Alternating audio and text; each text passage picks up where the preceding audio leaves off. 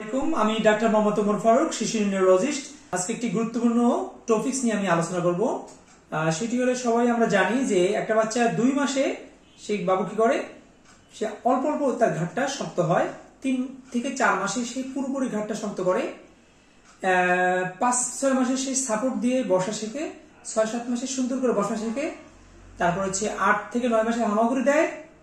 10 মাস যখন হবে সে বাবু কি করে, সে কোনো কিছু ধরে দাঁড়াবে, দাঁড়িয়ে যায়।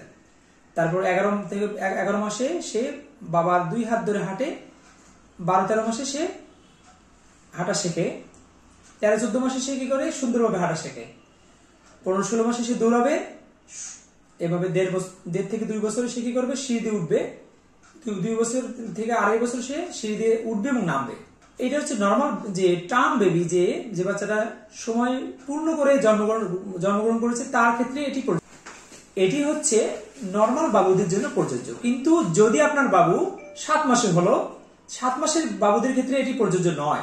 সেক্ষেত্রে কি করতে হবে, আপনার বাবু যে 9 মাস থেকে তার 7 মাসে বিয়োগ দিতে হবে। তাহলে 2 মাস তার বিয়োগ দিয়ে তা আপনি হিসাব করবেন।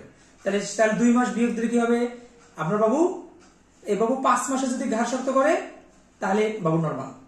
যদি বাবু 8 থেকে 9 মাসে বসে সেটি নর্মাল। যদি মানে হচ্ছে আপনার বাবু যদি প্রিটার্ম ডেলিভারির যে নির্দিষ্ট সময় তার আগে যদি বাবুটা হয়ে যায়, প্রিমেচুর যদি হয়ে যায়, অপরিপক্ক বাবু যদি হয়ে যায়, সেক্ষেত্রে তার ক্ষেত্রে এভাবে বিয়োগ দিতে হবে।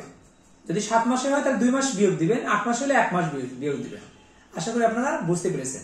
অনেকে কি করে যে তার বাবুর 3 মাসে ঘাড় শক্ত হচ্ছে না, অনেক প্রেশানি হয়ে যায় যে আমার বাবু 5 মাস হয়ে গেল, ঘাড় শক্ত হয়নি। অথচ সেই বাবুটা যদি 7 মাসে হয় তাহলে 2 মাস বিয়োগ দেই, তাহলে সে 3 মাস 5 মাসে সে ঘাড় শক্ত করছে, তাহলে এটা নর্মাল।